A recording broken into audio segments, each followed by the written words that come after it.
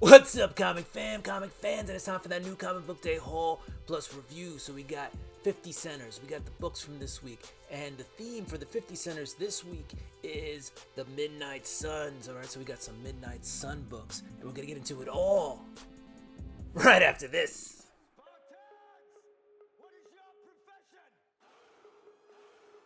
Welcome back. Alright, let's get into it. We're going to start off with those 50 centers.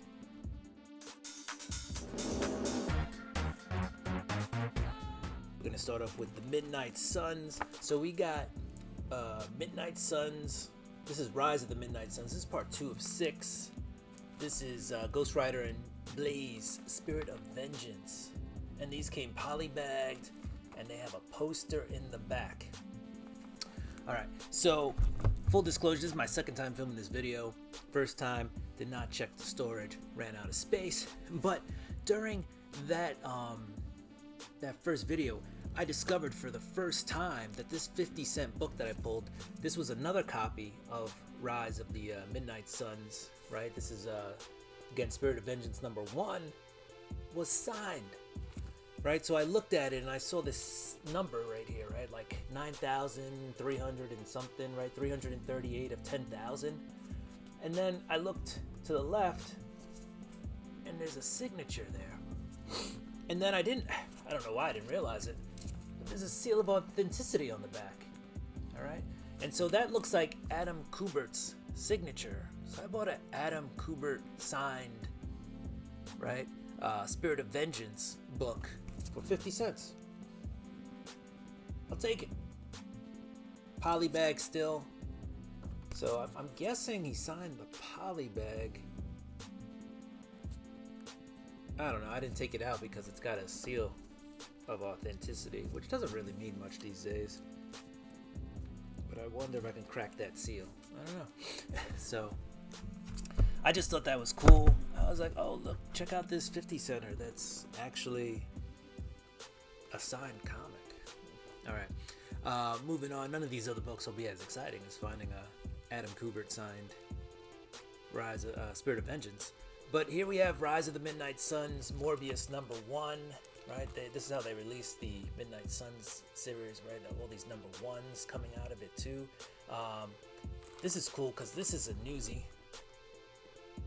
So this is a newsstand variant. So that's dope. Now we're gonna switch gears. This is a later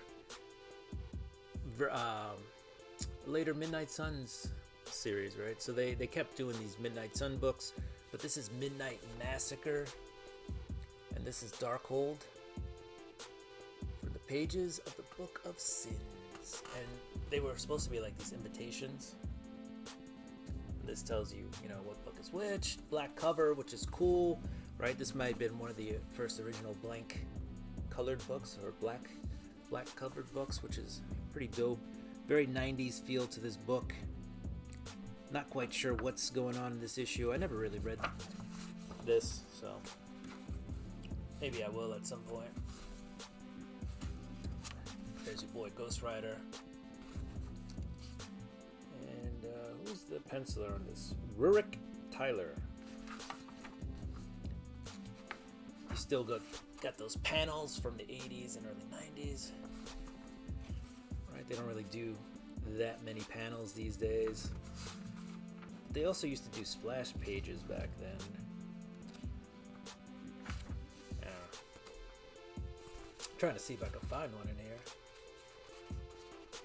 That's not a splash page. I guess it's a variation of a splash page, just like a building crumbling.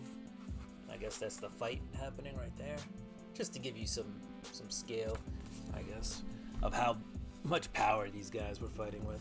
All right, the last 50 center. This is Darkhold, the Book of Suns. This is part of the Midnight Suns run, right? They started putting it on the Indica, Midnight Suns.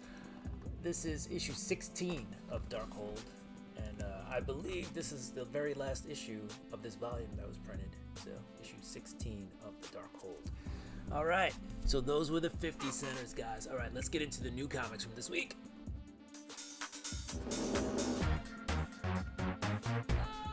So let's go. First, we're going to start off with the one book I didn't get to. I did catch up on a lot of reading. I caught up on Gunslinger. I just didn't get up to this issue, and I think the issue before that. I also caught up on Miles Morales, Spider-Man.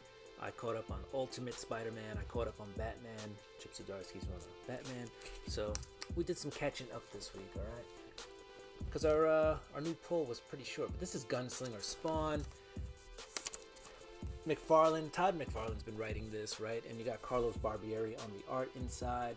I believe Todd is returning back to Spawn on issue 360 or something to that effect. So Spawn will be coming back Todd will be coming back to Spawn with issue number 360. He's been writing the Gunslinger, and it's been pretty good. I don't know. Tell me in the comments what your thoughts on Todd McFarlane writing Spawn and Gunslinger and all that stuff. But Carlos Barbieri's been doing a really good job, I think. Anyway, make sure you guys saw the whole splash. I don't know, my hand was in the way on that last one. But oof.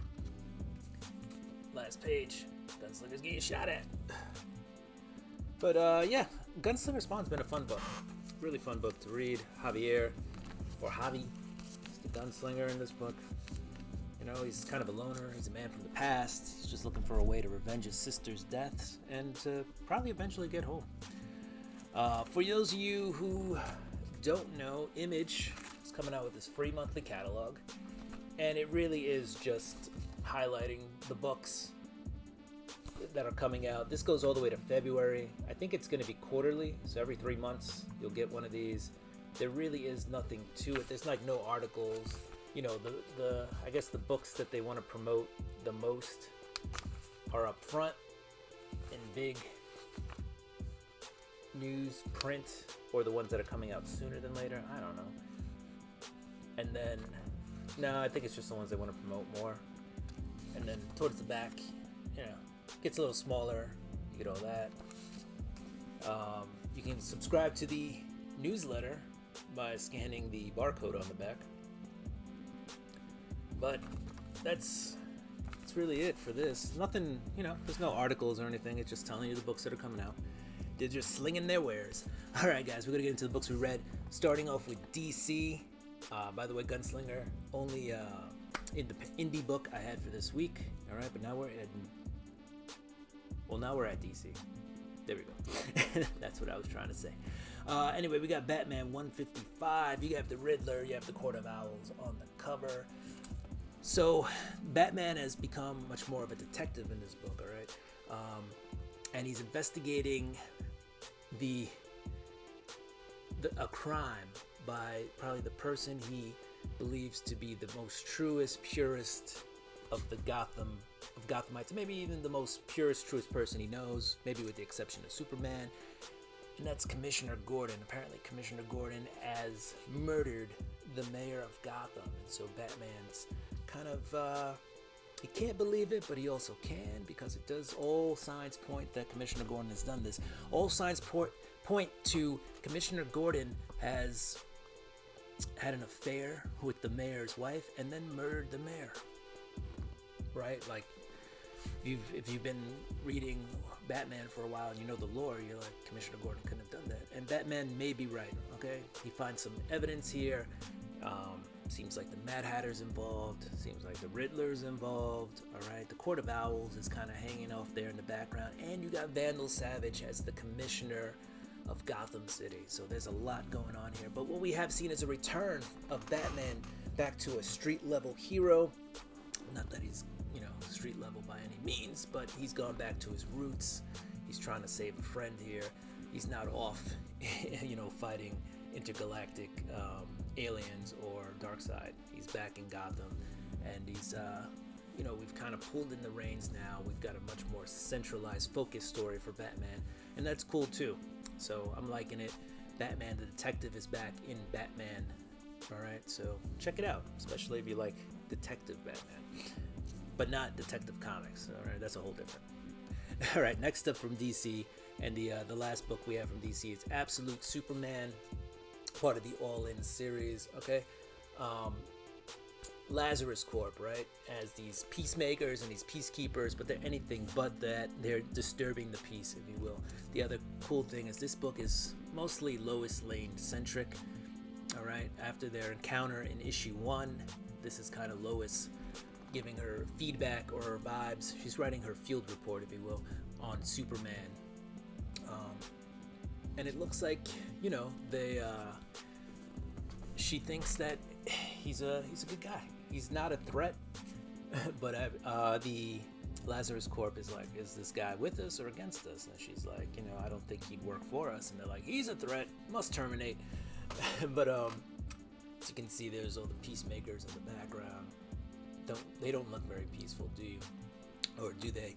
And yeah, Lois and Superman just, you know, Lois cuffs Superman, and that's how she really gets to know Superman. And Superman doesn't want to hurt her.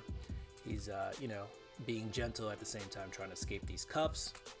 But we have a really good series here, guys. I would absolutely recommend Absolute Superman.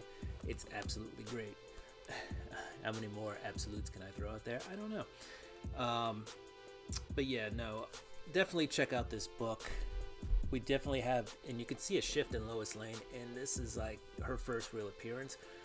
But she's going, you can sense that she's changing from this militaristic field agent to more of that kind, caring, but tough news reporter or news editor or news chief, right? That she is today. And even though these are two separate worlds with two different visions, this, you can kind of sense some of the spirituality of the character in both, you know, in this absolute universe that inhabits the DC, you know, regular universe. So really good book. I recommend it. Spend a lot of time on that. Let's switch gears. Let's get into Marvel. First off, we have Miles Morales, Spider-Man number 27. All right, Miles has traveled to Wakanda with the Black Panther. The Black Panther gets him there, kind of tricks him a little bit, but, you know, he's trying to help him cure this vampirism, right? Miles is now part of the undead. But, you know, the Black Panther gets there, and he's like, let's go to this scientist of mine's shop. He has part of the cure. Oh no, the cure's been stolen, whatever. It all ends up being trials on Miles to prove that he's not overtaken by this vampirism, okay? Cool thing is that this, you know, you got the Black Panther in here, and he's trying to help, and they're in Wakanda. At the end of this, Shuri shows up, and, you know, Miles has this new vibranium Spidey suit that's kind of helping him to channel his bloodlust, mostly through his venom sting. So whenever that bloodlust gets really high, he can use it to he can transpose it to his venom sting, and then use his venom sting at a much higher level. It's a cool book. I like Miles. I would say of all the Spider-Man titles, Miles is kind of number 2, but they're all, to me, Ultimate Spider-Man is probably number 1. Miles Morales is 2, and then ASM is kind of 3 in the ranking of the big 3 Spider titles. But they're all kind of close to me. And all it takes is one slip up or one of these books to offer something so grandiose that, you know, they can flip-flop positions. So I think all 3 Spider-Man titles are in a solid space. ASM is the one that's the most iffiest. That's the one trying to recover from a couple of slip-ups, if you will. But Miles Morales Spider-Man, definitely worth a check out. All right, next on the list and last on the list, and this is from Marvel, All New Venom, number 1 by Al Ewing. So what we have here, guys, is Eddie Brock, right, and Dylan Brock are no longer in control of the Venom suit after the Venom Wars and fighting over the suit, right? The suit goes off and does his own thing. Venom's like, deuces, I'm out. We're introduced to 4 characters in this book, and we found out at New York Comic Con who these 4 characters are, but there's 4 characters who can possibly be in control of the suit. Madam Mask, that's weird, right? Robbie Robertson, the chief editor of the Daily Bugle, that's also weird. Luke Cage, the mayor of New York, not as weird, but still pretty weird. And Rick Jones, the perennial sidekick who was the Abomination, was a Hulk of some sort at some time, was dead at another time, right? That could be kind of weird too. And what I would say is this is a fun book. It's a fun read. It's not literary masterpiece because it's a little bit too in your face, a little bit too hokey with, oh no, it could be me, no, it could be me, no, it could be me. It's like a Scooby-Doo episode, all right? Who done it? But if you're into that, like this mystery and like finding out who did it, this might be the book for you. It's just issue number 1 is really pushing, you know, wasn't me. So, you know, if you're not into that very in your face, absolute, I'm gonna stick it here and, you know, make sure you realize that these are the main players. It might not be for you, but I liked it. I thought it was fun.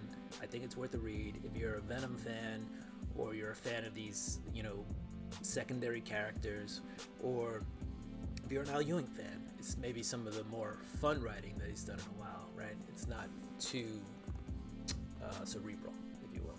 But all right, comic fans, that was my new comic book day haul plus review. We had the 50 centers. We had that really cool signed Midnight Suns Spirits of Vengeance #1, which I didn't realize till we started filming this video today. Awesome. So yeah, just do what you do. I'm gonna do what I do. I'm gonna get ready for next week's books. All right. So peace, deuces. That's the end. If you enjoyed the content, don't forget to like, subscribe, hit that notification bell. Go ahead and throw me a thumbs up and comment down below. Deuces. Peace. We out.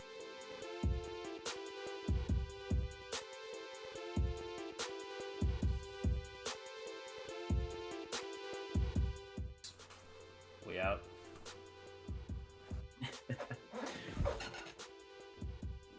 We're out. We're gonna get into it all right after this.